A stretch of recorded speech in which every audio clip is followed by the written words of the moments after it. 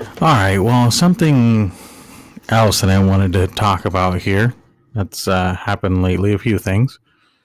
Um, the ex WWE commentator, analyst, commentator, I believe, Jimmy Smith,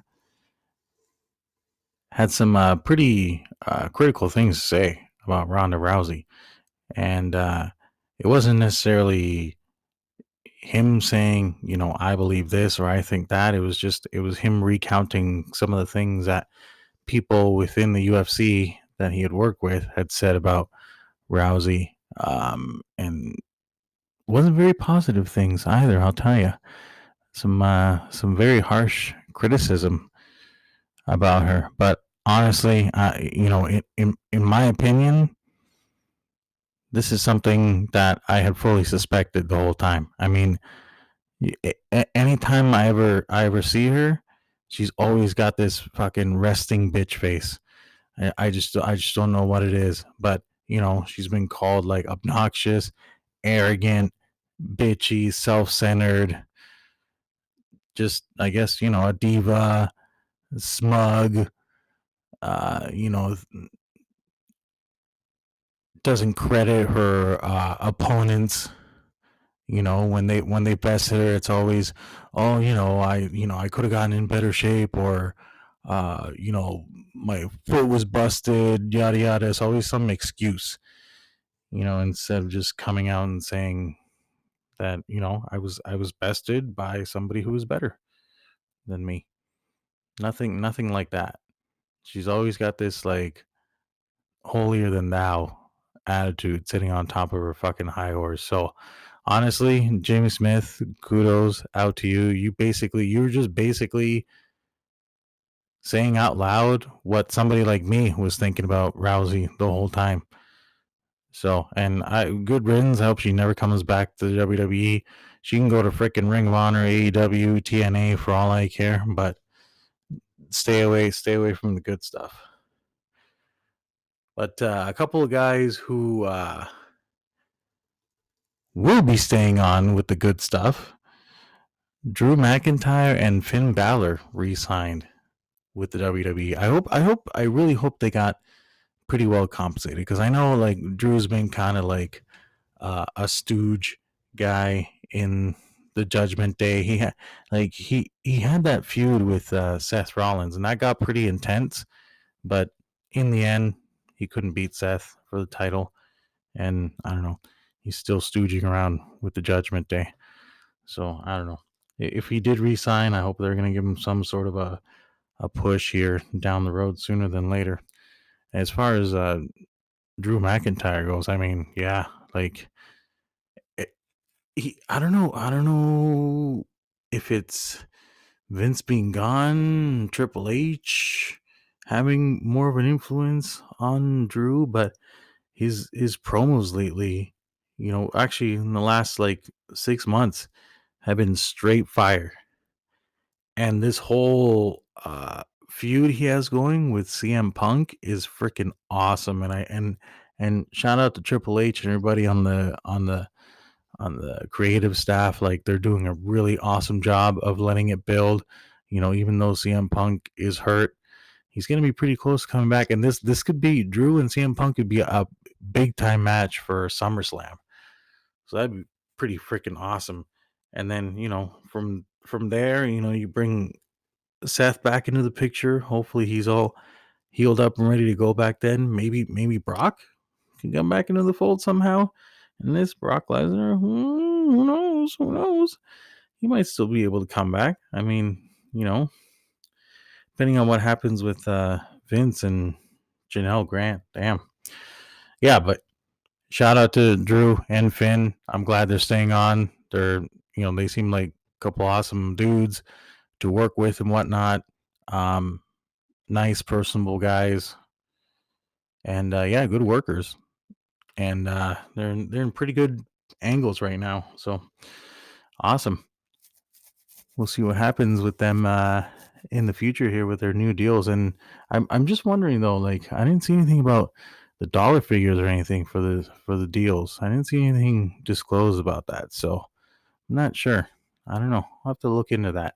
Maybe you guys can hit me up in the comment section and let me know the structure of the deals that they sign.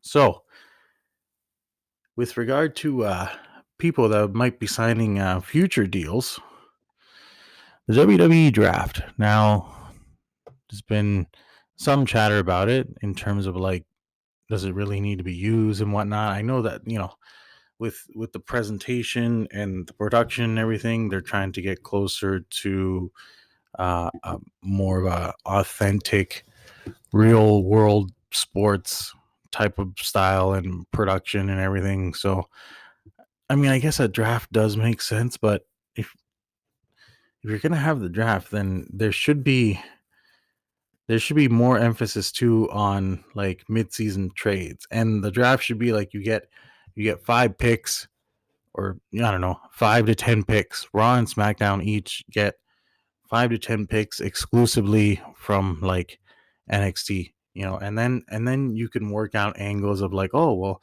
it's time to negotiate. You've been drafted, now we got to negotiate your entry level contract, do some vignettes and things about that. That could be a pretty like awesome way to turn somebody either face or heel to say, hey, like I took the rookie minimum, or some other guy wants like the rookie maximum. Oh, you think you're worth that kind of money, yada yada. So it, in a way, it does make sense if they're trying to get closer to a more like UFC style type of thing. But even the UFC, they don't really do a draft. They just have their Ultimate Fighter show, and they plug a bunch of guys out of there or other lesser leagues. So I don't know.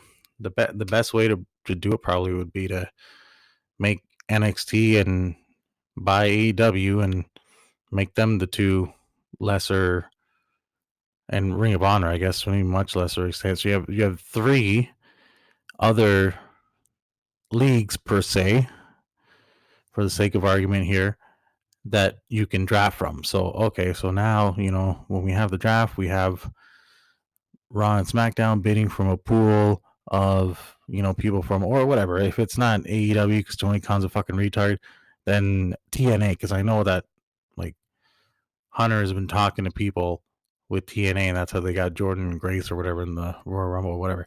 Anyway, so yeah, so have it be like TNA and NXT. You can select top 10 choices from those two feeder sub leagues, and there you go. And then you could have contract disputes, GM trades. Guys could be you know angry or happy about it, and then you have the GMs playing a role in the story as well, being characters. So yeah, I think I like the concept of the draft in this case, but they need to sort of build or have little lesser leagues to draw from, like in real sports that do their drafts and whatnot. And unfortunately, with some drafts and some signings come some releases. I had read that there had been a bunch of guys that, I don't know, some some of the more hardcore or more astute, I guess, for lack of a better term, fans would know about, but I didn't really know or care about Drew Gulak, and I didn't really know or care about, I don't know, I can't even remember the guy's freaking name right now. Like that got released, because who was it? And he did on Twitter, or something, Twitter, one of these social media, um he put out some sort of emotional statement on one of his social media feeds. Let me see if I can pull it up here. But the other one, actually, while I try to check that out, so there was Drew Gulak and Chad Gable. Chad Gable, who only wrestled one television match, and I don't even know if he had won it or not. Cameron Grimes, that's it. Cam Grimes. Cam Grimes. Yeah, I mean, it stinks for them, but as goes the pro wrestling circle of life.